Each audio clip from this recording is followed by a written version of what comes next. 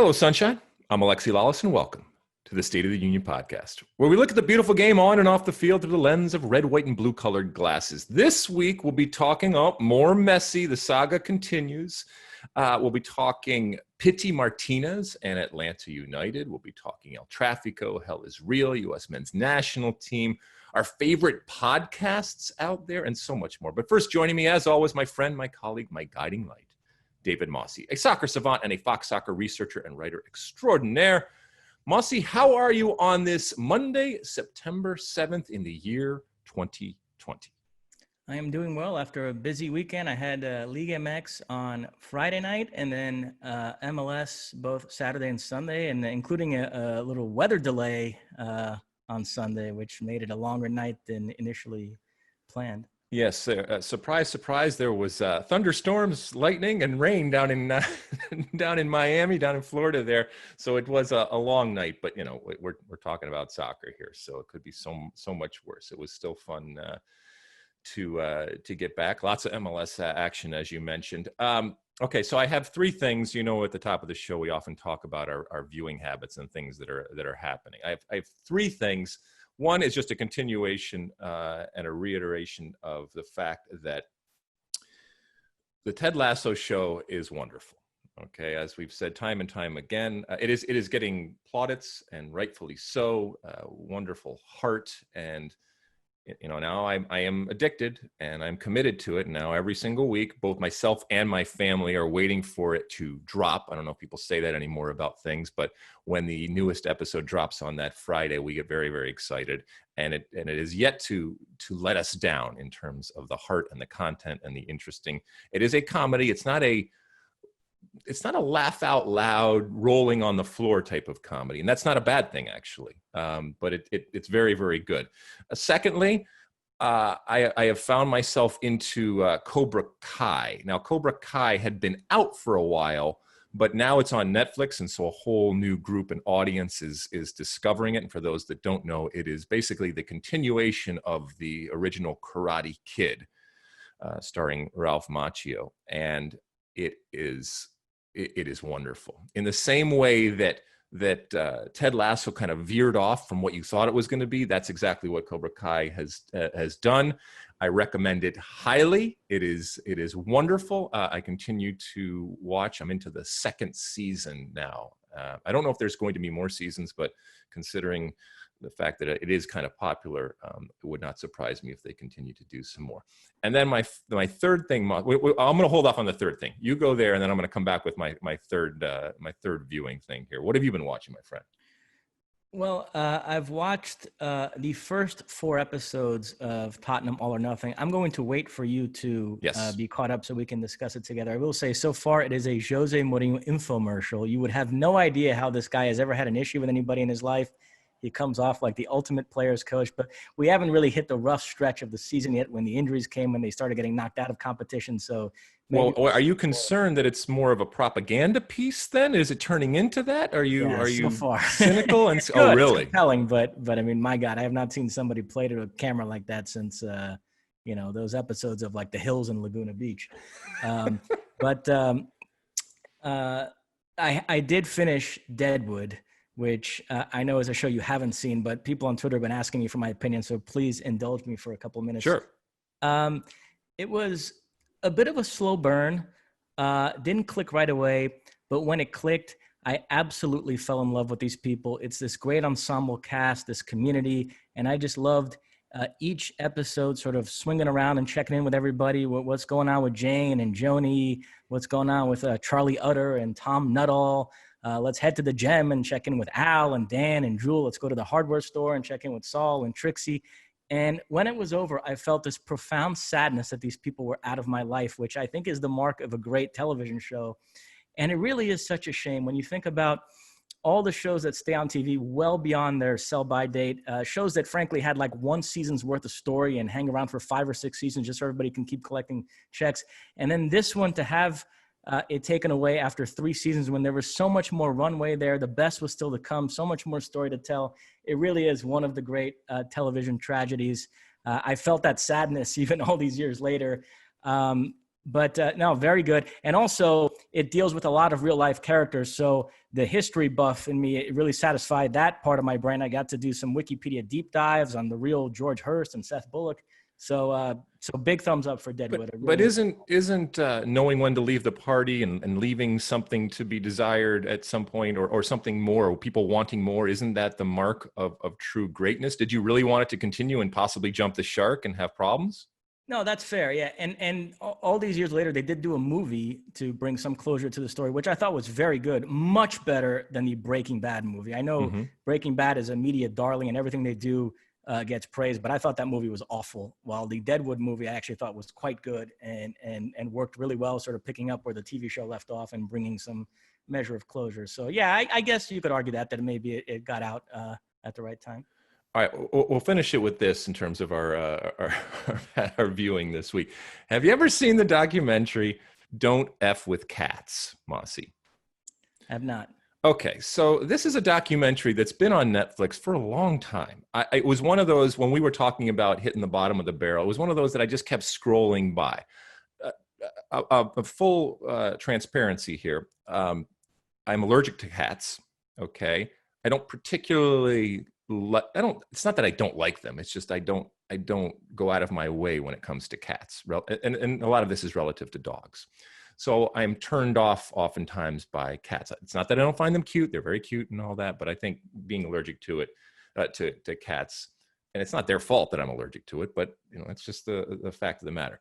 Okay, this has been on Netflix for a long time, and I just kind of passed over it. And this is a perfect example of why branding, and in this case, the title of your project, is so important. Okay, while it on the surface has to do with cats, ultimately this is a detective mystery serial killer type of documentary, and it's wonderful. It's great. It's incredible. And had it had a different name, I don't think that I would have passed over. And it got lost in the Tiger King type of stuff.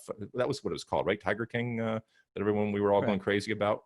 It got lost in all of that and didn't get its due. And it deserves your time. It just deserves a much better title. I really think that the name, while provocative, I don't think it did it justice. It's a really, really good documentary. I recommend it highly. I finally succumbed, and maybe it is like the ultimate bottom of the barrel. I finally just said, all right, fine, I'm just going to watch it. And it was not what I was expecting at all. And I really enjoyed it. And I know plenty of you out there are nodding your heads and saying, yes, finally, way to catch up. But I finally did. So that's my other recommendation. If you're out there and if you are passing it over, don't stop on it, watch it. You will not be disappointed. Mosse, anything else from a viewing perspective? That's it. All right, you ready to light this candle? Yep. All right. Each and every week we dive into it, especially during the pandemic. We don't even mess around anymore with my traditional State of the Union. We're going to dive right into it. And now, for what has been a number of weeks in a row, we're going to start off the show talking about Messi. And rightfully so, because this is arguably the greatest player of all time, who over the last, let's say, 3 weeks has performed, in that there was an element of performance art to everything on both sides. And we finally have the the stage director or the director saying, all right, scene, in that we know exactly what is going to happen, at least for the next year, when it comes to Messi. He's not going anywhere, despite so many rumors and a lot of people believing that it would happen. He is not going anywhere. However, which means he's staying at Barcelona. However, we have on our hands a something that we haven't seen before in a very publicly disgruntled Messi. And look, I know he's had his problems with the Argentine Federation, and he's at times expressed displeasure, but never to this level, and never this public, and never this clear and concise. The quotes and the disappointment and the anger towards Barcelona, even while he was saying he was going to stay another year, were not expected, at least from me, and are, from a Barcelona perspective, devastating. All right, initial thoughts on this decision and where we are right now when it comes to Messi, and then I'm going to come back and give you mine. Yeah, a lot of people are making the 2016 Argentina comparison, but so far this is different. That was a complete U-turn. He went from quitting Argentina in the summer of 2016 to here we are in September of 2020. He's still playing for Argentina with every intention of competing in a World Cup in December of 2022. Now with Barcelona, he didn't walk anything back. He made it perfectly clear in that interview. And by the way, big spot for goal.com. Yeah. He made it perfectly clear that he thinks the club is a disaster right now and he wants to leave, and he's only staying because he's being forced to stay. And he certainly sounded like a guy with every intention of playing out this season and then leaving next summer for free when his contract is up. Now, Barcelona are still holding out hope of getting him to sign an extension. They probably felt like they weren't going to turn his head completely around now, but let's keep him here for this season and we'll work on it. Maybe he'll like playing for Ronald Koeman. Maybe we'll have a good season. Maybe he'll feel better about the direction of the club, particularly after the presidential elections in March. And I know in talking to you off the air, you think that's still the likelier outcome here, that he actually is won over and ends up signing an extension and staying with Barcelona. Yeah. I mean, first things first, it takes two to tango. And there is blame to go all over the place when it comes to Barcelona and Messi for how this was handled and done. You have Messi and Barcelona seemingly have managed to take a bad situation and make it much worse. All right. But look, I'm all in and here for the drama and for the entertainment and the content that it is generating for us.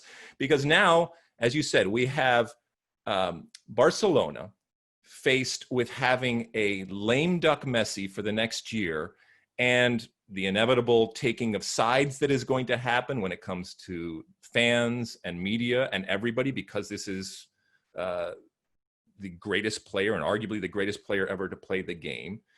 And from a Messi perspective, you have, like I said, arguably the greatest player of all time, who is risking hurting his image and his brand by looking over the next year disheartened, disinterested, or dare I say it, average, while he plays out this next year in what amounts to soccer purgatory. So best case scenario, and you mentioned a little bit, Barcelona makes changes immediately to leadership off the field and, let's be honest, on the field, that fuels Messi with, somehow a renewed belief and a confidence that reignites his obvious love for this club and this passion for Barcelona that has given him so much. Worst case scenario, though, Messi spends this year in soccer purgatory, hurting the image of both the player and the club, and then he moves on for a free in this bad, horrible breakup, and he moves on like this scorned, hurt, and vengeful lover to whatever is next. I, as you said, believe that over the next year, things will change and that he will stay. He talked a lot about the reaction of his children and of his wife and of his family. I know it's obvious, and it was very public, that his children and his wife don't necessarily want to go. And I think that he doesn't want to go anywhere. I think we all know the cocoon that he and his family have lived in, and by the way, will continue to live in for the rest of their lives. A lot of it is based out of the heartbeat that is Barcelona. And I think he wants to stay. So was this all a big power play? Was this all a big performance? Yes, but understandable. And for what he has given, for what he has done, for the pressure and the stress that he has shouldered and admirably shouldered over the years, I can forgive him and understand him for doing this. And I can also understand Barcelona recognizing that we have this asset and we are going to leverage it, and we are not going to let him go despite everything that he has done. And we do believe that we have the law on our side, which gets to the question that we were talking about in the control room yesterday with our good friends Johnny Araya and Zach Kenworthy, about the fact that if you recognize that you're going to take the stance where you're not going to sell him for that $700 million, and who is going to pay $700 million for Messi, do you just take whatever you can get to get something over the next year, as opposed to losing him for nothing in a year? And this is a debate. I'll be interested to hear your thoughts on that, and just this whole, what has to be said is a fiasco, and as I said, by both parties.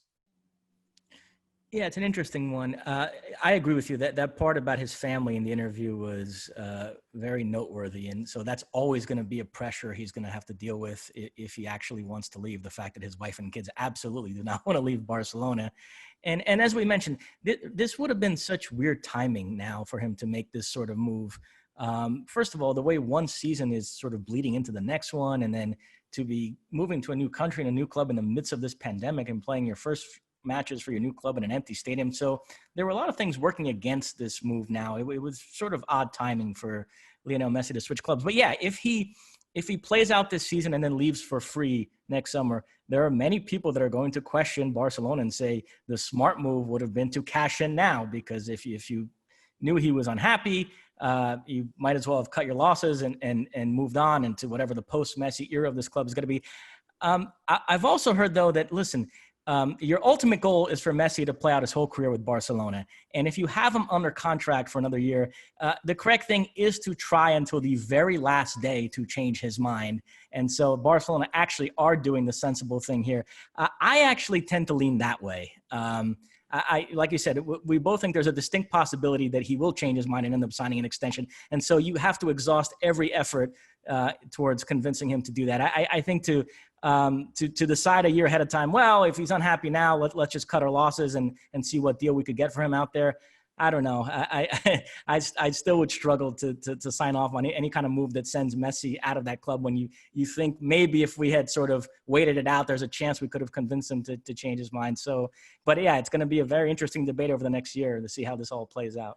And look, the dynamics in a locker room and a new coach and a disgruntled employee is basically what you have. And we've seen over the years where you send them to run with the youth team, or you don't have them at training, as we've discussed before. And what does that dynamic look like? Is this, I mentioned the fact that he's in this purgatory and the potential for a disheartened, disgruntled, and therefore mediocre type of Messi performance over the next year? Or does the opposite happen, where this fires him up and he says, this is it. This is, if I'm going out in a blaze of glory, and you ain't seen nothing yet. I don't know what kind of Messi we see going forward. And the other part of it is, Mosse, is that if Barcelona is truly Messi un club, the way I read that sometimes is that there is nobody bigger than the club. And the Messi will come and go and be a wonderful moment and one of the great moments in their history. But standing on principle, whether it's the contract or in a certain way saying even a year of Messi and losing him for free is still better than letting him go and knocking down our price, or not having him commit to the contract that we signed. All of those things. I do think, in a certain way, this stance, while it can be shaped to look poor on Barcelona, in a certain way, they are living up to the fact that this is a club that ultimately the shirt is more important than the human beings in it. No, that's all fair. And, you know, there is a historical precedent here. If you remember the Maradona HBO documentary, Sure. After they won the UEFA Cup in 1989, defeating Stuttgart side featuring Jurgen Klinsmann, he told the Napoli president he wanted to leave, that he had accomplished everything he set out to accomplish with Napoli, and he was kind of tired of the pressure of living in that city. And the president said no and forced him to stay. And Maradona ended up sticking around for a while longer, somewhat begrudgingly, until obviously the drug suspension. And there was an incredible image in that documentary of Napoli's Christmas dinner in December of 1990. And Maradona just sitting at this table, kind of staring off into space and looking like he didn't want to be there. And so, I don't know, we could be headed for that with Messi here. But I will say, I've heard people suggest that Messi's going to quote unquote mail it in this season. I don't think there's any chance of that. The guy is a competitor, and if you put him on a field with other players, he's going to be Messi. So I think he's going to have a very good season and play the way he always does. I really believe that. And I also think some people have gone too far in painting this disastrous picture of what Barcelona are going to be this upcoming campaign. We've talked about this too. There's something called super club insularity, which means that if you're one of the super clubs with all the advantages that come with that, there's only so far you can fall. And if they're going to have Messi healthy playing week in and week out, they're going to challenge for the La Liga title. They're going to be in the knockout stages of the Champions League. I'm sorry. There's still enough talent there, even if the pieces don't fit as well as you'd like. There are only a select few teams in Europe that can fully exploit what's wrong with Barcelona now. They happen to run into one of them in a major way in the quarterfinals of the Champions League. But so I don't think there's any chance that Messi mails it in and this season ends up being this total catastrophe. I think it's going to feel like recent Barcelona seasons where they're not quite as good as they've been in the past, and you can sense that all is not right there, but they're still talented enough to churn out results against the vast majority of teams they play. And so they're still going to be in the mix in all the competitions. And so that's kind of how I see this season playing out. I could be wrong, but that's kind of what I expect. Okay, let's finish it here and kind of, I mentioned it a little bit earlier. If Barcelona had come to the conclusion that, look, nobody's going to pay $700 million for Messi at 33 years old, or probably at any age, let's be honest, and that was just a number that was put in there. If they said, all right, we got one more year with him, what is that worth out there on the market in terms of getting something in return? What would you accept for Messi? Would you accept Phil Foden, I think, was one of the names that was bandied about. Would that be okay? I mean, what is the level? What is the what is the high and what is the low of what is acceptable in a trade for a 33? Is Messi 33 at this point? Yeah, 33-year-old Lionel Messi in 2020. Yeah, you mentioned the fun control room conversation we had last night, and it was in that vein of, if you're Barcelona and you decide to cut your losses now, and teams call you up and say, hey, we'll offer you such and such straight up for Messi. Who would you take? Who wouldn't you take? It was a fun little control room conversation. And yeah, I think we settled on, it's either got to be a package of things, or if it's going to be a 1-for-1, it's got to be a guy that's either a superstar now or a budding superstar that you feel like you could build your team around. It can't be Messi straight up for a guy who's just a good player.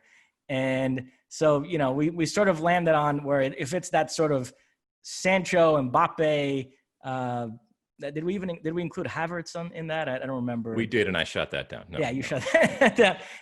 Yeah, you'd have to think about it. Again, the premise here, folks, is if you come away from your conversations with Messi feeling pretty confident that it's only going to be one more year of Messi and then he leaves for free. And so you sort of have to measure the value of that one more year of Messi versus being able to get some young stud that could potentially be there for many years. Like I said, you could build around. Obviously, if it's somebody like Mbappe, you do it without even thinking twice about it. But then when you start working your way down to like more like Sancho, Havertz, Phil Foden level players, and then he even mentioned Johnny Raya, guys like De Bruyne, and, you know, so it was a fun debate, and we kind of went back and forth on it. Foden I wouldn't do. De Bruyne, I think I'd think about very hard and probably would do it. I mean, what if would you do it for Neymar? That's a great one. Yeah. I'm not sure I would with he's 28 and the injury problems he's had recently. And I'd think twice about that. I'd like to get somebody younger. But you'd do it for Jadon Sancho. I think I would. Yeah. Wow.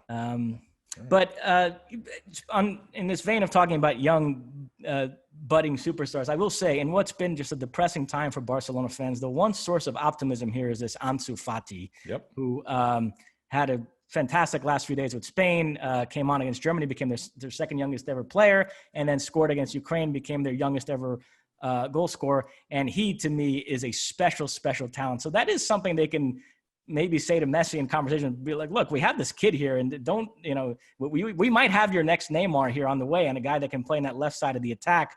But the flip side of it is, I think Barcelona have really screwed the pooch here in the way they're getting rid of some of these players. They felt like on the heels of that Bayern defeat, they had to make a big show about the fact that they were clearing house, and they very publicly told certain players that they weren't needed anymore. And so they eliminated all their leverage in doing so. And so they're basically having to give away some good players here. Rakitic went back to Sevilla for like no money. Arturo Vidal is working on a move to Inter, which, by the way, I think is a great move for Inter. And that's probably going to be very little money. And then the most damning one, Luis Suarez, who still has like legitimate value in the transfer market. I know he has only one more year left in his contract. And you read what this potential deal to Juventus could be, and they'd basically be giving the guy away, which is I think is a huge mistake. I think it's a great move for Juventus, by the way. And it'd be fascinating to see Luis Suarez, having played 6 seasons with Messi, then go to play Cristiano Ronaldo. I think he's, there are people that said, well, if you're going to get rid of Gonzalo Higuain because you want to get younger, you bring in Luis Suarez. That doesn't make sense. Well, I think Suarez is much better than Higuain. He's a better player. Much better fit with Cristiano Ronaldo. I think about that possible front three of Dybala, Ronaldo, and Luis Suarez. I mean, forget about it. That deal, by the way, it is interesting. The rules are different in Italy and Spain as far as whether you count as a EU player or not. Luis Suarez counts as a EU player in Spain. He wouldn't in Italy. So that's emerged as a potential stumbling block because Juventus actually used their last non-EU spot in Weston McKennie. So the Weston McKennie acquisition is kind of affecting a little bit here, this Luis Suarez pursuit. But it turns out Luis Suarez's wife is Italian, or of Italian citizenship. And so he's eligible to take an Italian citizenship exam right now. So I think he's taking it today, actually. It's an Italian language exam, which if he passes, he then for it and count as a EU player, and that would unlock this deal with Luis Suarez going to Juventus. So Luis deve imparare l'italiano. Questo è molto importante. Benissimo. All right, wonderful. I mean, look, so who knew that Weston McKennie was so important in the machinations of Juventus?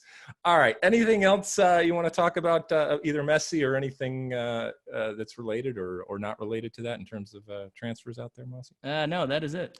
All right, we're going to take a little break here, and when we come back, we're going to talk about the return of the EPL.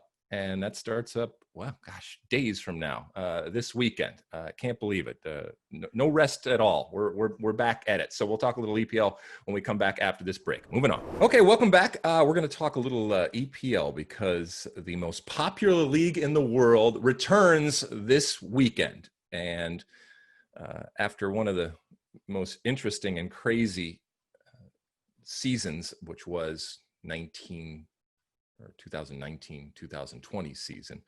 We're back. So everybody's got best laid plans and everybody's ready for some sort of challenge to the runaway winners from last season, which were, as we all know, Liverpool. All right. First and foremost, Mosse, anybody jump out as legit contenders to challenge Liverpool's supremacy?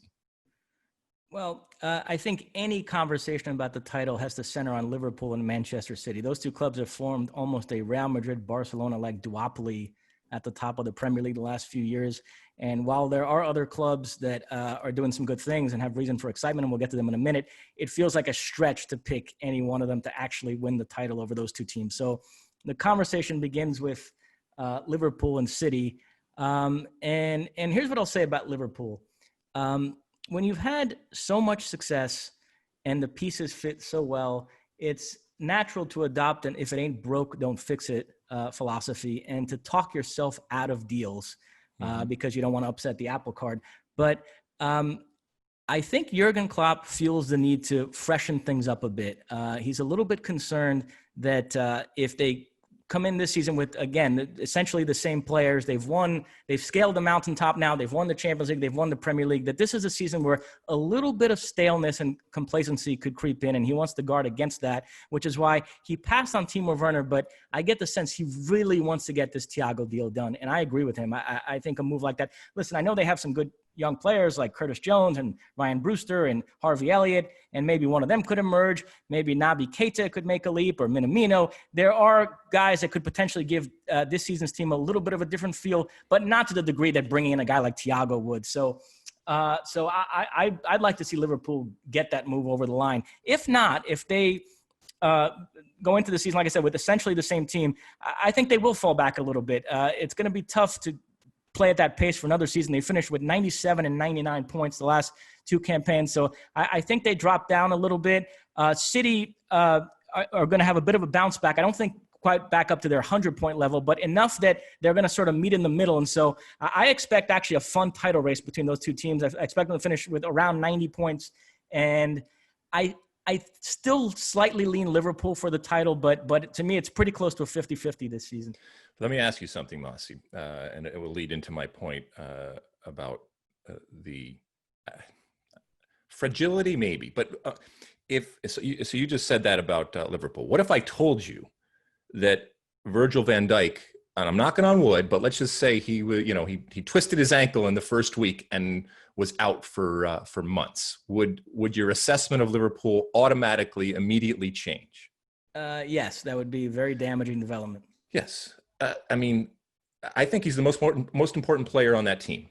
I think, well, we know about his dominance, but we also know about his stability and physical stability and consistency that he has. And I mean, I love watching him play. I love that he is so good at a time when there is, let's be honest, a dearth of dominant center backs in the game. You know, he is recognized, and I don't think they can pay him enough. I think he's the key. I think he is the key to that team. They'll score goals. They'll run riot over different teams. They will be exciting. They will be entertaining. But without him, I think they become a very, very different team very, very quickly, without any even remotely close to suitable replacement when it comes to the back there. I do think that Chelsea is something we're going to talk about, and rightfully so, given the amount of money that they spent and the amount of players that they have coming in with Werner's, Ziyech, Havertz, Thiago Silva, Chilwell. I think that's all of them. I think there might be more that I've missed, but the reality is that with that comes a fair expectation, I think, for them to challenge for the title. Is that wrong? Is that a bridge too far, given the talent that they already had, and talent that they added even before the end of the year, and the talent that is incoming right now? Is it legitimate for us to look at Chelsea as they need to challenge for that top spot? Expecting them to challenge for the title might be a little bit of a stretch this season. I actually think that it's not all going to come together as nicely as they're hoping for. Now, I love all the players they signed, with the exception of Thiago Silva. They're all young enough that you can look at this as sort of a multi-year project, and all these moves are going to pay dividends eventually. But I don't know, for some reason, I think this season it's going to be a little bit bumpier than some were expecting. It's a slightly odd dynamic with the players that did well enough last season to expect to have big roles in this campaign, the Mason Mounts and Tammy Abrahams, and now are they going to be usurped by these new signings, and how's Lampard going to manage that? I'm still a little bit on the fence on Frank Lampard, frankly. So my hot take here is I actually don't have Chelsea in my top four. Ooh, wow, we buried the lead. We buried the lead. Yes. Oh my. Really?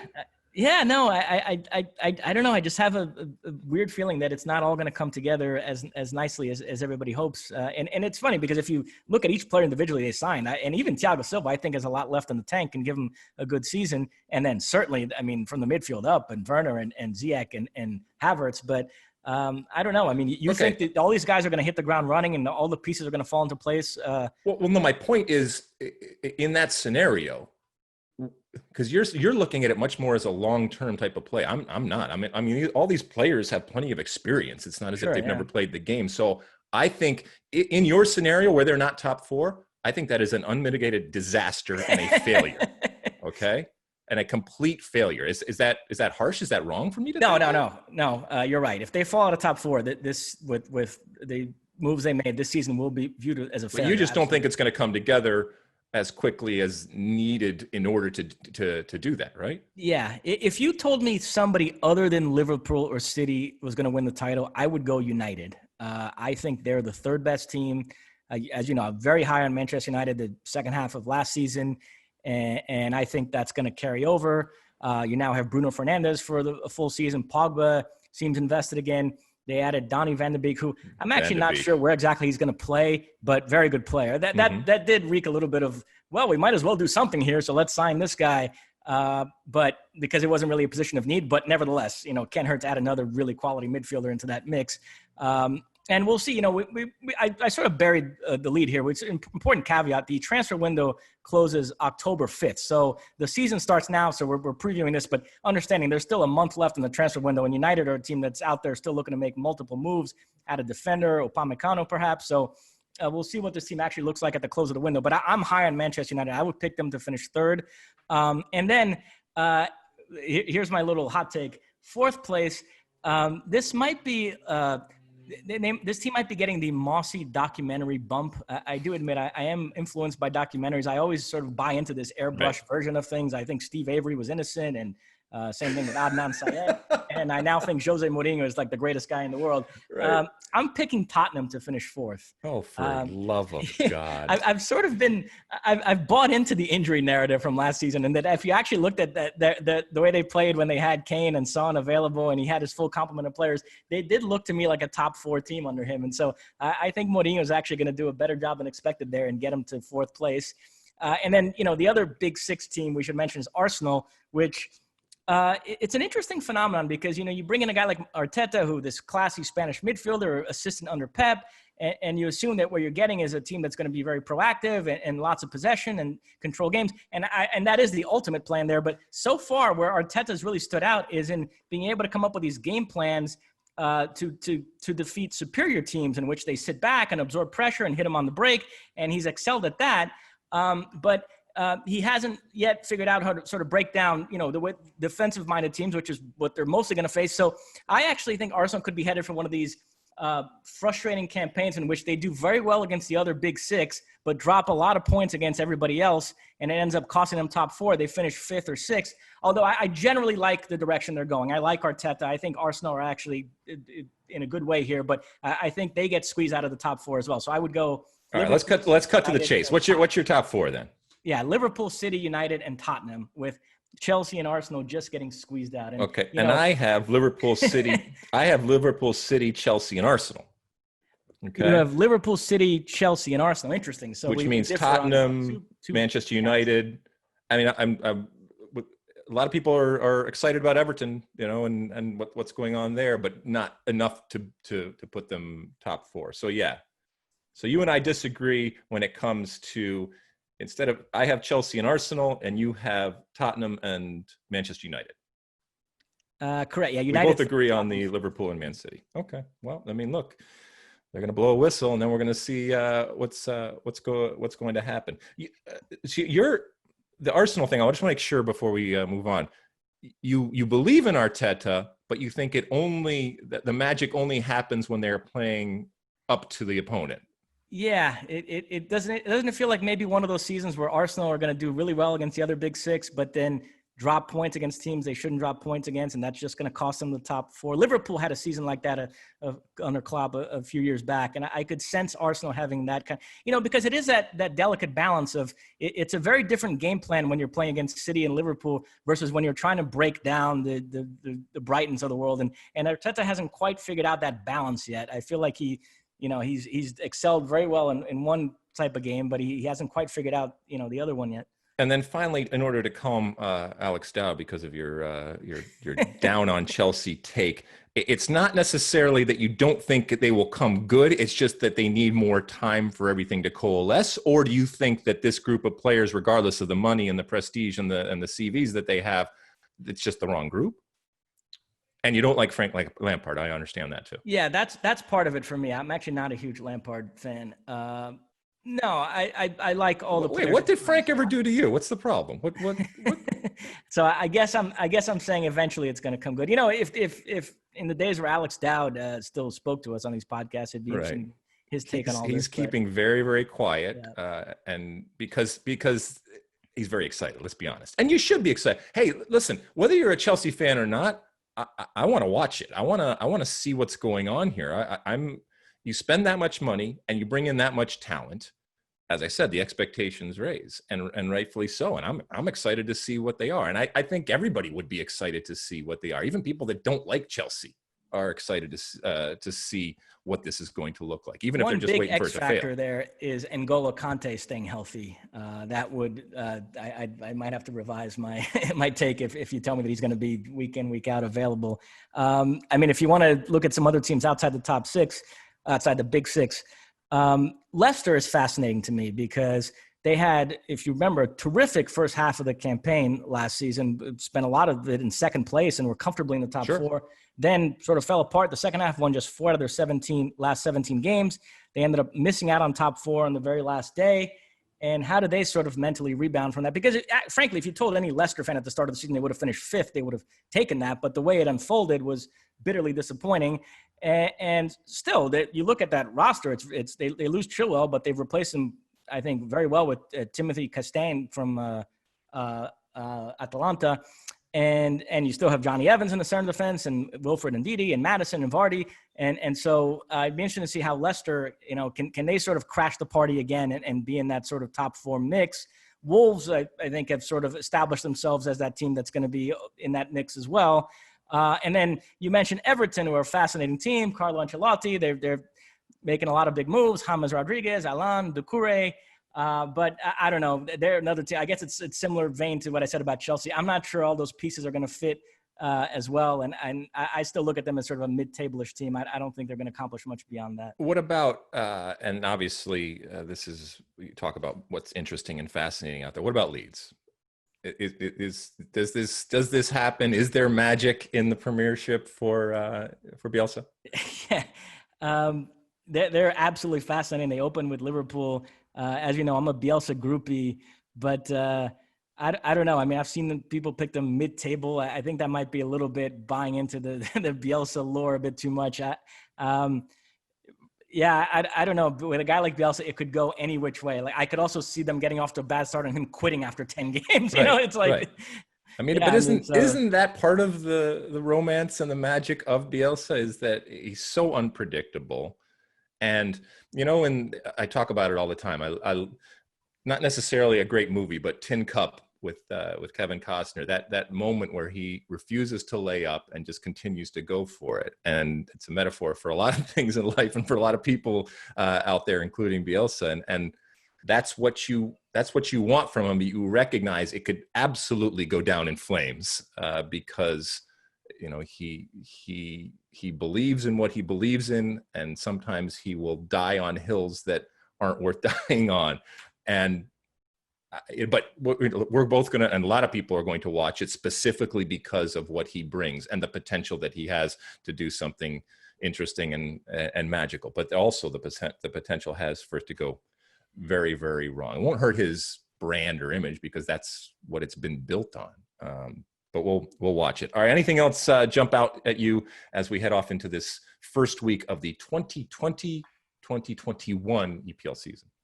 No, that is it. And when we return, we'll be talking about Major League Soccer and all the craziness on and off the field that's gone on this last week. All right, don't go away. Moving on.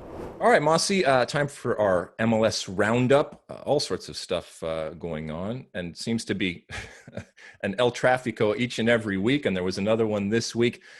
Speaking of great things out there, the Los Angeles Galaxy are on a roll now, 4 in a row. There was a time not so long ago where we were talking about Guillermo Barros-Schelotto being on the hot seat. and they have completely turned it around. They're rocketing up both the power rankings and the actual standings out there. And not only did they win over the weekend, but it was another El Tráfico against a flailing LAFC, it has to be said, and 3-0. It wasn't even a question. Their dominance over their intra Los Angeles rivals continues, because this is on the back of a few weeks ago winning El Tráfico in Los Angeles at Bank of California Stadium there. So what stood out to you, because there's a lot of stuff that happened. We had El Tráfico, we had the Hell is Real, Columbus versus Cincinnati, although it's much realer for Cincinnati than Columbus. We had Timbers games. We have a coaching change when it comes to the Red Bulls with Chris Armas out. What stood out to you, Mosse? I think the biggest story in the league is the Galaxy. I don't know if because we live in LA, maybe our perspective on that is skewed, but yeah, I mean, they're defending much better.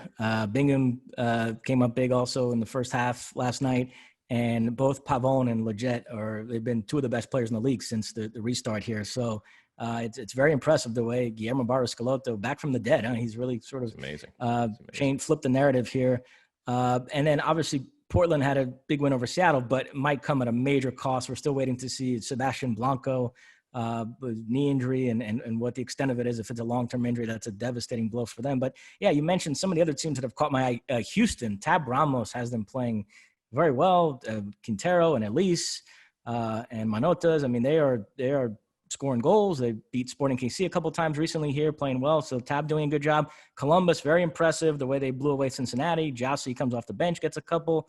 Philadelphia too took care of business against the Red Bulls, and we should stop there with the Red Bulls. I mean, this is what's your take on this whole situation? All right, so last week the decision was made to fire head coach of the Red Bulls, Chris Armas.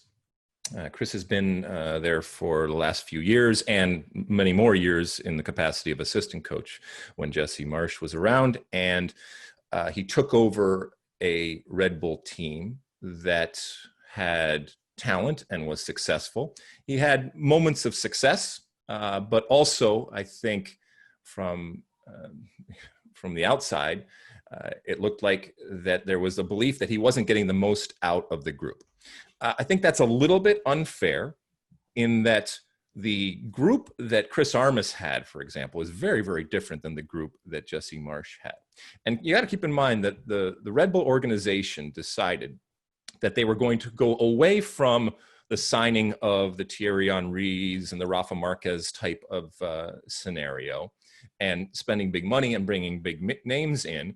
And they were going to be much more strategic in terms of the money that they did spend. And that's just another way of saying they're going to spend less money and just rely on what they believe is a better scouting network to really be smart in that money that they are spent. But they also wanted to heavily focus on their development, their youth development, which has produced great players, including not the least of which is Tyler Adams.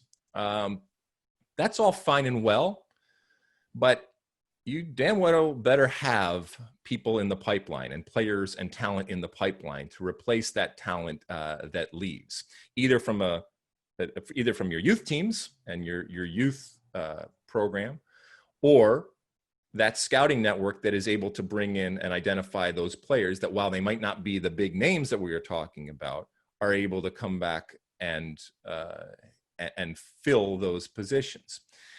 Anytime that you fire a coach, the reason why you fire a coach is because you believe that there is somebody else out there that can do a better job with the players that you have.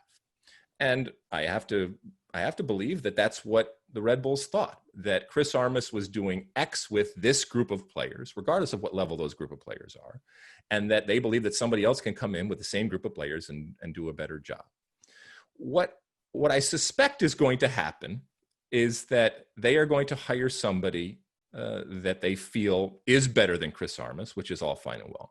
But then I think they're going to make changes, and they are going to bring in more talent, which isn't necessarily fair to Chris Armas, but That's life. Soccer isn't fair and life isn't fair. Chris Armas understands, just like every other coach, that you are hired to be fired, and that if you're running around screaming and yelling about being fair, that's not necessarily going to happen.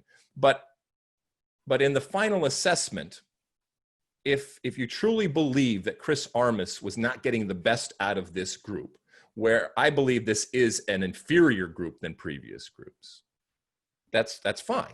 But whoever comes in, we should judge them relative to the group that Chris Armas had, rather than them coming in getting a whole new group.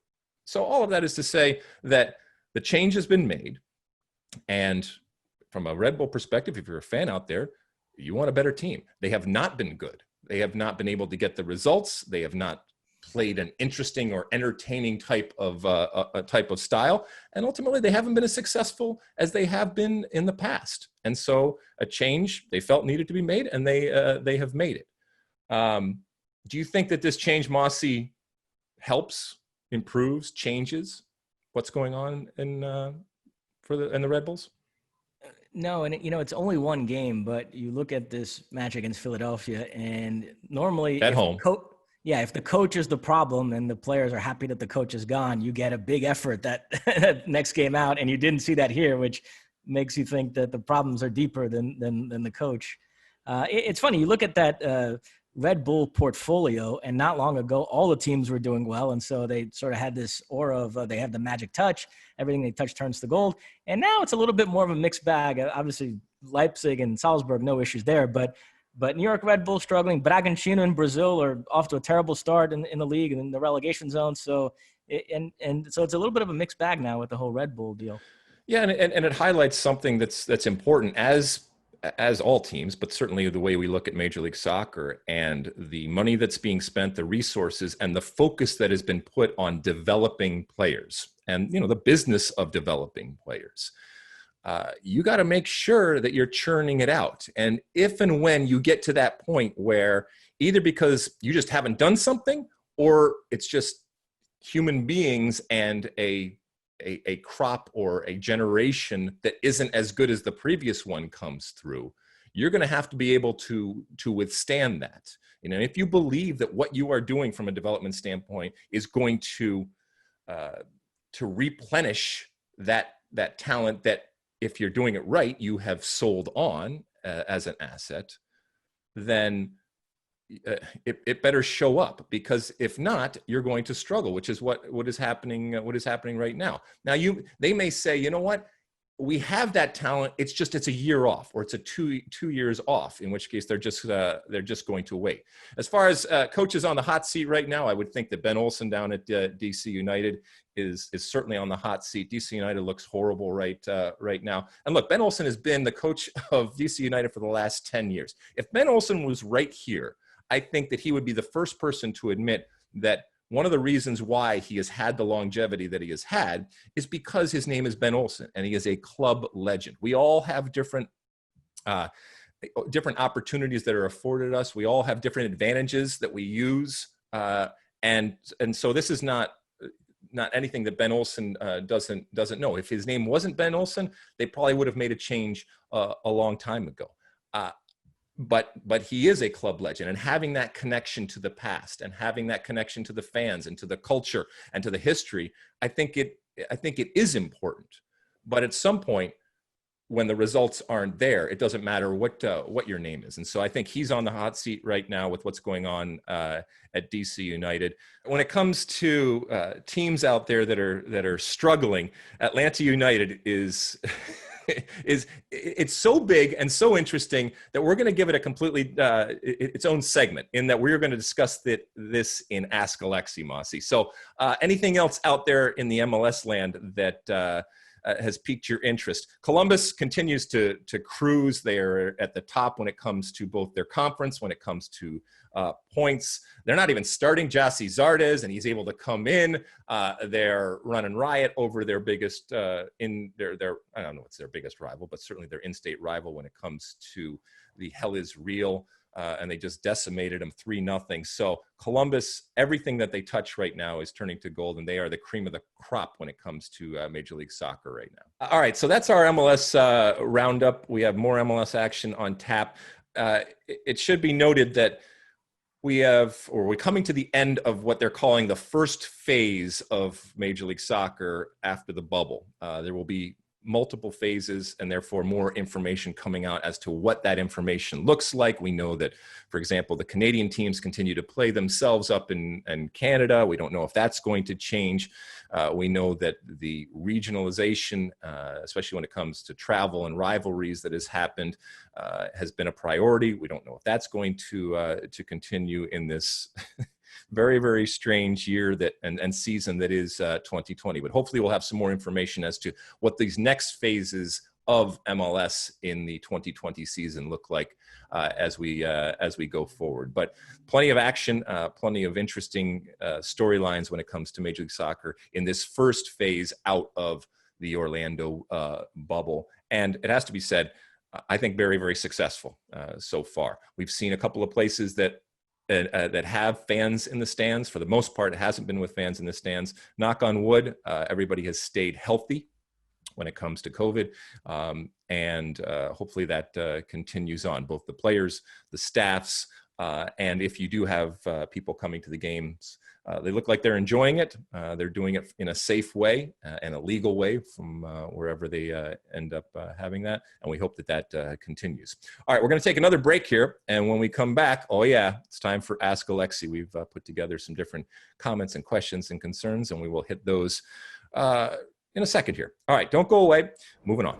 All right, it's time for Ask Alexi. You use that hashtag Ask Alexi out there on all the different social media platforms, whether it's your Twitters or your Instagrams or Facebooks or anything out there. And we pick a few each week, as we have done this week. And what do the people want to know or scream and yell about this week, Mosse? First up, at Justin_Hein, what DP is Atlanta United going after? All right, so if you don't know, Atlanta United had a hell of a week. They have not looked good in 2020, either in the bubble or outside of the bubble. We know that they fired their head coach in Frank de Boer, and right now they're continuing on with an interim coach in Stephen Glass. And we come to find out over the last week that Pity Martinez, the former South American Player of the Year, bought a year and a half ago or so for a rumored $14 million, is moving on and being sold to a team in Saudi Arabia, which means that the former South American Player of the Year couldn't hack it in Major League Soccer. That's being a little flip, but this is a surprise. This is not something that we saw coming in much more of the destination as opposed to the actual action. We always saw it coming where this is part of the plan. We saw it with Miguel Almiron to flip them, make money, sell them on to a quote unquote higher level, better league, whatever you want to call it. But this was not something that was necessarily part of the plan. Having said that, it's good business. They're going to make money, rumored to be in the $20 million range ultimately. So they're going to make some money on this transaction, but it didn't pan out. And right now, the standard is a Miguel Almiron. He wasn't dominant as a player. He wasn't part of dominating type of Atlanta teams, and he didn't have the impact and then therefore the cachet to translate that into a move to what we would consider, as I said, a bigger club and a bigger league. So good business, but not necessarily a home run when it comes to what he provided. Is that a fair assessment, would you say, Mosse, of the Pity Martinez era? No, absolutely. It's interesting to me. You see this in a lot of different leagues. It's not unique to MLS's. When you sign lots of players from a certain country, the ones that succeed and the ones that don't, it doesn't necessarily correlate to what their pedigree was coming in. There's just certain kinds of players that take to a league better than others. And so, you have a guy like PT who arrived at MLS in his prime, fresh off leading River Plate to the Copa Libertadores title, having scored in the final against Boca Juniors, winning South American Player of the Year, getting caps for Argentina. He struggles, while there are other Argentinian playmakers who have come to MLS with more of a journeyman type resume, and they become massive successes. So it's just funny how that happens. I will say, though, MLS, when they signed PT, they got a lot of mileage out of that South American Player of the Year thing. And Tim Vickery has gone to great lengths to talk about how that award ain't what it used to be. If you look at the list of past winners, it really charts kind of the realities of contemporary South American football. I mean, you're going from the award started in the early 70s. And I mean, it's like every year back there was like Pele and Zico and Maradona and Francescoli and Socrates and Elias Figueroa, Mario Kempes, and then even more recent time, Romario, Bebeto, Tevez, Riquelme, and then you look at the guys that have won it the last 5 or 6 years, and it's not exactly like names on that level. It's Carlos Sanchez, Miguel Borja, Luan, PT Martinez, Gabigol. If you look at really the last guy to win it that sort of fits this profile of like a young stud coming up that sort of parlayed it into bigger things was Neymar, who won it twice in 2011, 2012. And then Ronaldinho won it in 2013. Now, that was a Ronaldinho in the tail end of his career had come back to South America after being discarded by Europe and led Atletico Mineiro to the Libertadores title and won it that year.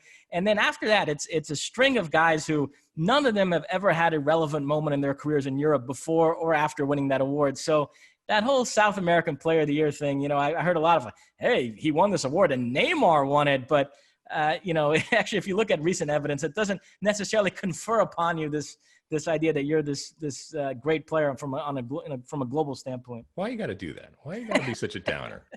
I mean, come on, man. All right, but to answer your question, Justin Hein, about where they go from here. So, Pity Martinez, I think, was brought in, to be fair to him, under an assumption that Atlanta United was going to be very, very different in terms of the direction that it was heading. We've talked so much about how, at least the perception is from where I stand and where a lot of others stand, that Atlanta pivoted from what they were under Tata Martino.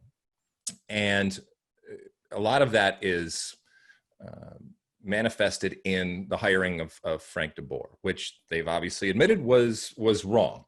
And we've talked before about, was it wrong because of the person that they hired? Was it wrong because of the person that they hired relative to the direction that they were going? In that, are they going to continue to go on a very different direction in terms of how they play?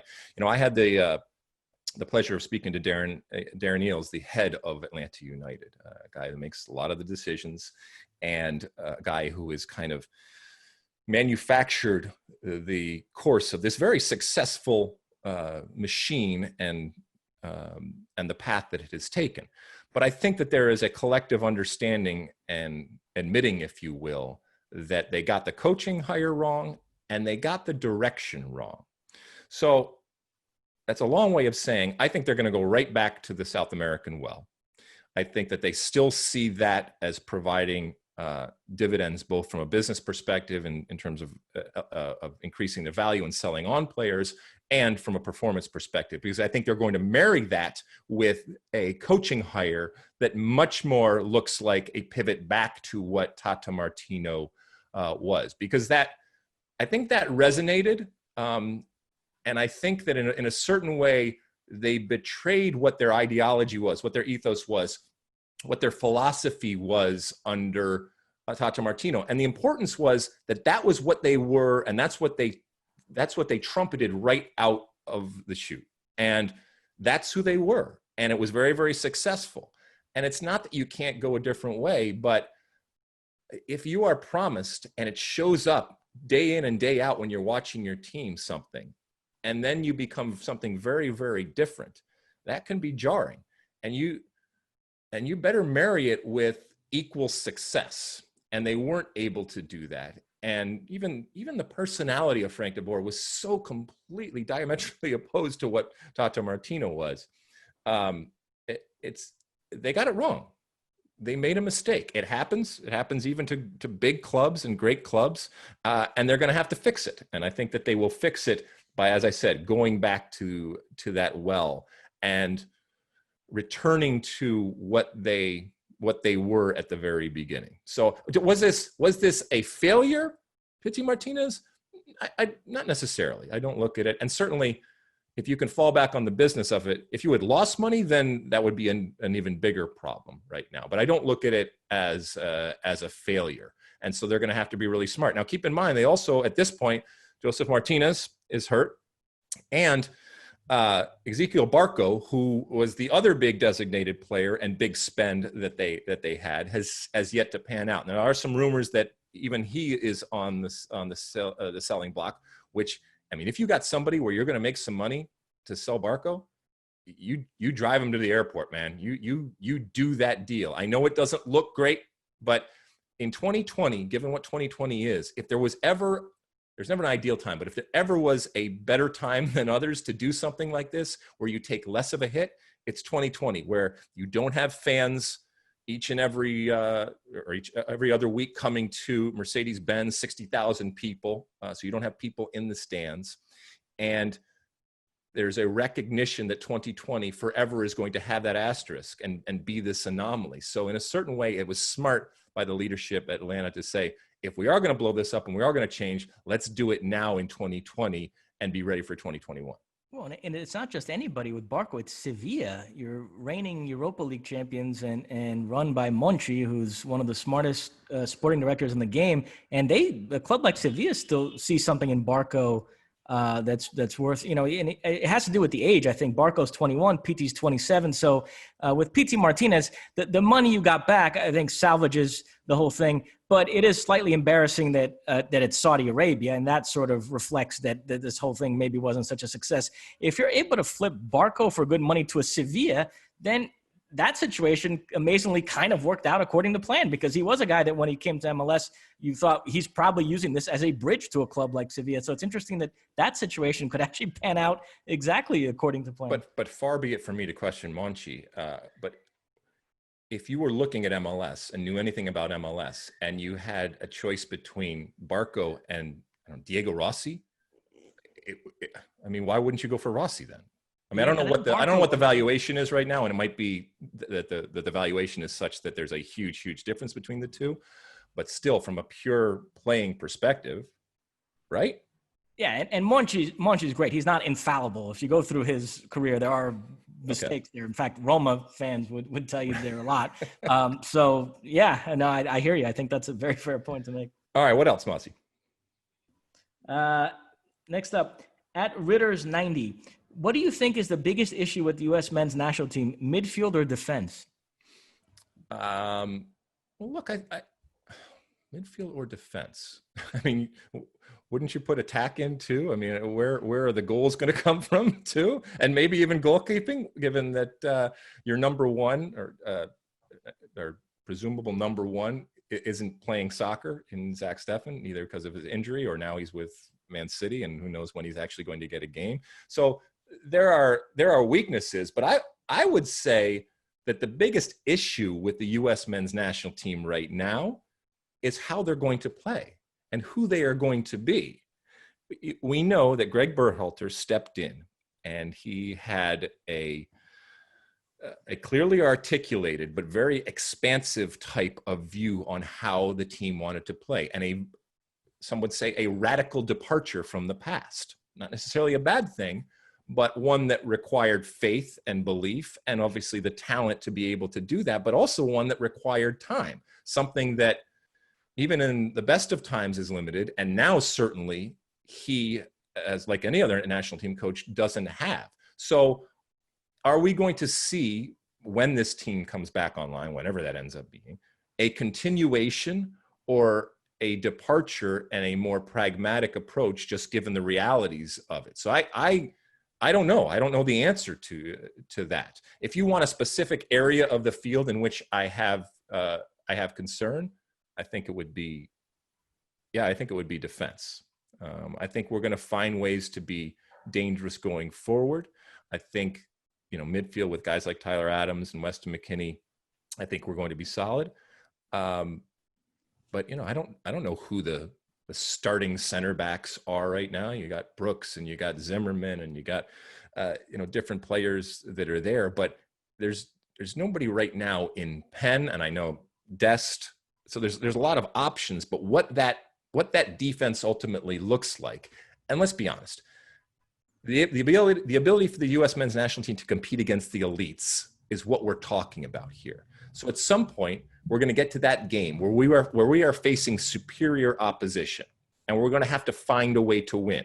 If in that moment, do we stand on principle or the new principle, and we're playing out of the back, and we're trying to be much more creative and different and focusing on possession, or do we revert to what often has been our default, which is a much more pragmatic counterattacking type of situation and a very strong defensive type of unit that bends but doesn't break? That's the question for me.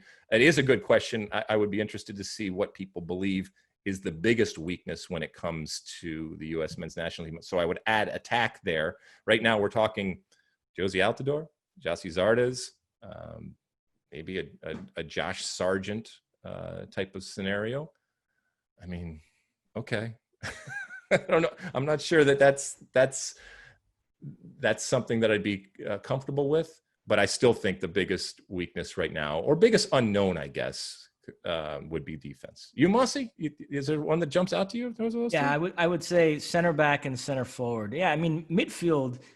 Look, I know some of the players are young, so if you're looking at it in the sense of having to go play a do or die game tomorrow, maybe they'd be question marks. But taking a longer term view, I don't see midfield as an issue at all. I think the outlook is very bright there with, like you mentioned, guys like McKinney and Adams, and even guys like Aronson and Pomacall, who's injured unfortunately right now, coming up. So I think the U.S. is loaded with talent in the midfield.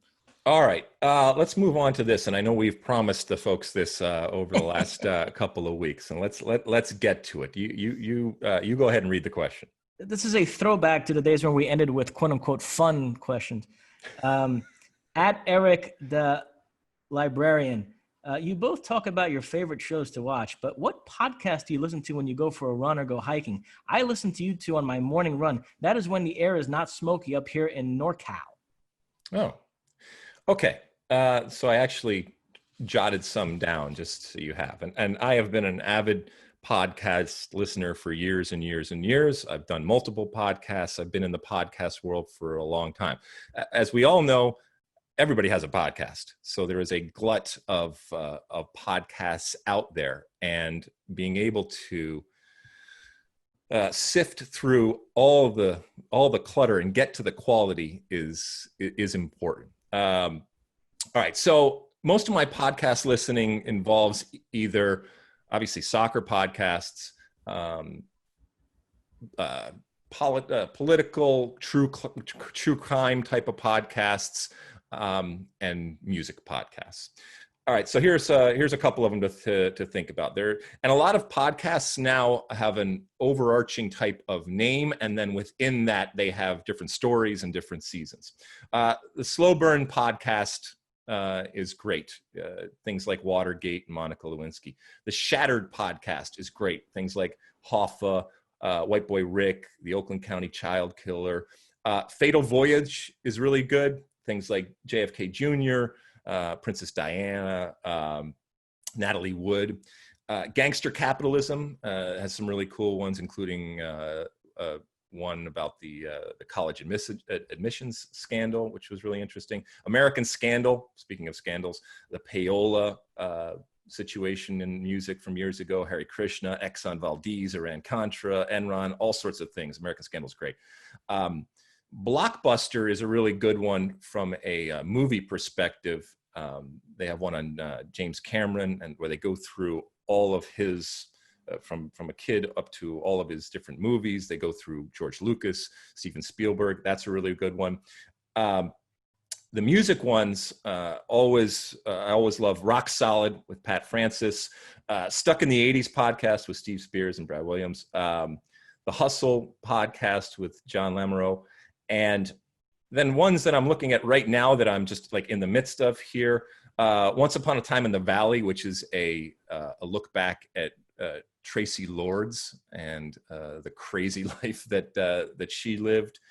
Down the Hill, which is the Delphi murders, which is a nutty unsolved murder case. American Skyjacker, which is crazy, about these guys back in the 70s that would hijack commercial airlines, and it really resulted in a lot of the security measures that came on later on when it comes to airports and aviation. And that's just a nutty one. I'm not going to get into all the soccer podcasts that I list, because inevitably I will forget to name somebody, and he or she will be angry at me.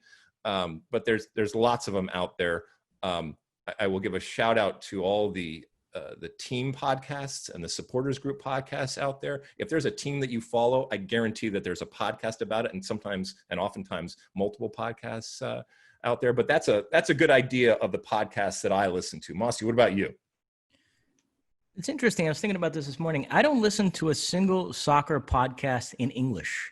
I sort of use my soccer podcasting to sort of check in on other countries around the world. I listen to a bunch of Brazilian podcasts on Global. I listen to podcasts every weekend from Gazeta dello Sport. And also L'Equipe has a couple of good podcasts I like. And that obviously also helps me with my French and Italian studies. Other than that, I'm a big history buff. A podcast I love, which I got my father into, is called The Bowery Boys. It's about the history of New York City. Another one I like is The Eiffel Tower, which is about Paris. It's hosted by this Australian guy that's lived in Paris for many years. He does it every week, different aspects of the city, has guests on. Paris is my favorite city in the world, so I gobbled that up. I'm also something of an art buff, so I listen to a podcast called the Art Curious Podcast, which is hosted by this woman, Jennifer Dazzle, who's very good. It's a weekly, every podcast is devoted to a painting or a painter. She does a really good job on that. On the sort of television pop culture front, I love The Watch, which is a podcast on The Ringer, which is hosted by these two guys, Chris Ryan, Andy Greenwald. I love that. They do it twice a week. They talk about different TV shows and movies. And then obviously, like you, I share this passion for true crime and serial killers and stuff like that. So, and I mean, season 1 of Serial is still like the life-altering experience for me. Yep. Since then, I've listened to the Monster podcast, which they did a season on the Zodiac. They did another season on the Atlanta child murders. You listened to that too. We talked about it a lot. Soledad O'Brien did a good one recently, Murder on the Towpath, about the murder of this woman, Mary Pinchot Meyer, and how it related to the Kennedy assassination. There was a podcast I mentioned a while back called 1865, which is about the Lincoln assassination and the immediate aftermath of that. And then Wind of Change, which we both listened to recently, which was a podcast about, it's this conspiracy theory that there was a famous rock song that was actually written by the CIA and to try to shape opinions in the Soviet Union during the Cold War. And so we both got a kick out of that. So yeah, that's kind of my little arsenal here of podcasts. Well, that'll give some people something to start on there. And as Mosse said, there's so many more over the years, and I probably should have kept a list of everything that I have listened to. And there's some really, really good quality stuff out there, and it's gotten to the point now where people are actually spending money on them, and there's soundtracks to them, and there's actors involved, and there's all sorts of different things. So, but I think it's a wonderful way to tell stories. It's a wonderful way to learn stuff. And there's so many different genres out there that you can check out. All right, we come to the end of yet another podcast, and at the end of each and every podcast, I give you my one for the road. A couple of things I just wanted to mention before we head out here. One, I had posted a picture from back in the day, back in 1994, in August 1994, and it was a picture that appeared in Rolling Stone magazine, and I got a lot of questions as to the story behind the picture, and you can find it on Instagram and Twitter. And it's basically a picture of a lot of rock and roll looking people and a group of people, and myself in this picture.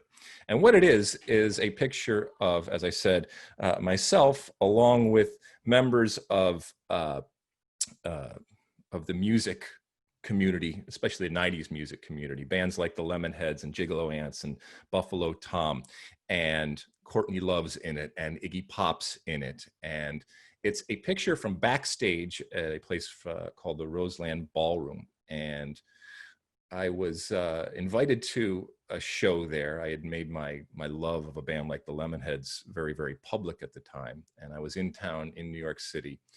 And I got a message. This was before texting or anything like that. I got an actual envelope at my hotel when I checked in saying, hey, these are tickets to this show. Come on by and check it out. And I did. And next thing I know, I'm backstage. And it's this Zelig type of experience where I'm showing up in this picture. It was a hell of a night.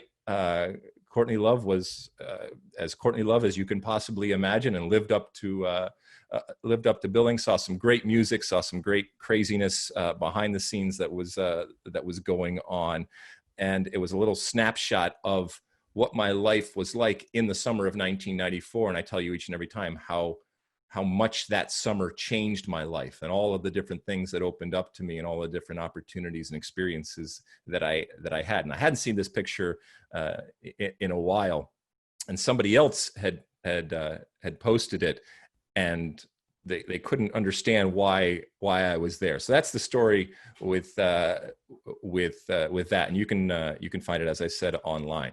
The other thing I wanted to talk about is that Mosse, you and I both watch the EPL, as a lot of people do. And right now, the broadcaster for EPL are our friends and colleagues over there at NBC. They've done a wonderful job over the years in bringing that league to life. Another colleague and friend of mine, Kyle Martino, has departed that group and that team when it comes to broadcasting at NBC. And I wanted to wish him well. And I wanted to thank him. You know, our fraternity and our sorority and our group and our club of American soccer broadcasters, especially ones with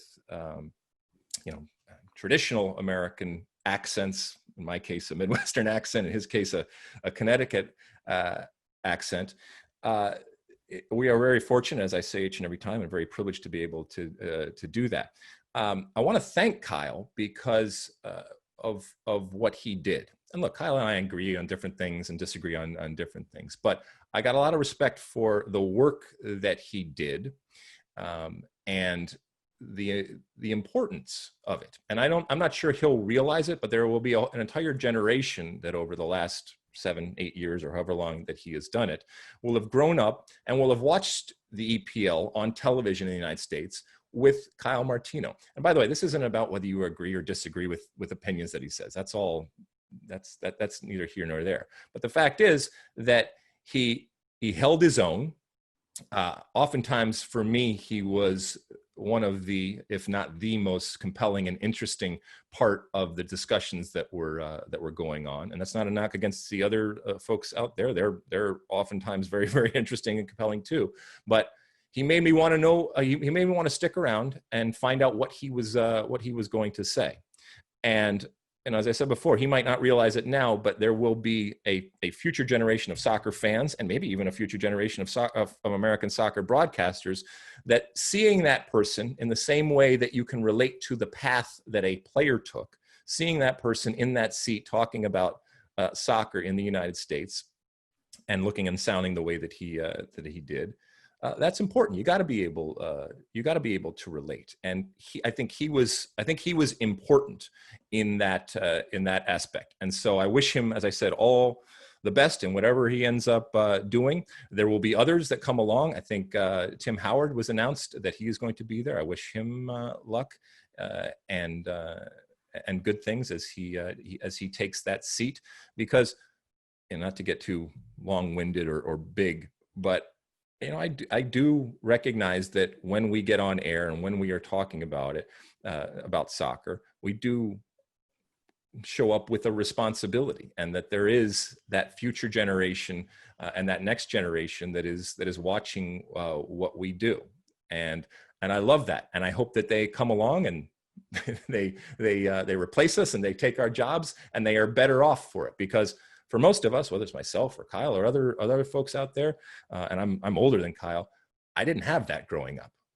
and that this generation does have that to look at and to emulate and to play off of and to follow and to dissect. That's a good thing. That's a good thing. And I remain incredibly proud of all the work that we all do, regardless of I don't want to make this all about, the accents and all that, because everybody does a wonderful job. And what we are doing is creating, I think, a very unique and different type of way of broadcasting a game that the world loves and the game that we all love. And each and every person, man and woman, is important in the way that we do that. But I did want to single out Kyle for what he was doing, because it wasn't easy. And he took plenty of shots, and that he didn't play in the EPL, and obviously wasn't traditional in the way that he talked and the way that the game was broadcast. He had to overcome that. And I think he developed a credibility because of he's good and he worked very, very hard. And he took the time and dealt with whatever shots were coming his way. And it goes with it comes with the territory. Mosse, anything else before we head out? That's it. All right. As you know, each and every week, we are here giving you the State of the Union podcast. We appreciate all of you that tune in, listen. Please continue to review and to subscribe and download on all the different platforms out there. We will be back again next week here on the State of the Union podcast, and we hope that you are too. All right. Until then, size the day. You like that clip? Well, my State of the Union podcast drops every week. Subscribe now on Apple Podcasts, Spotify, or wherever you get your podcasts.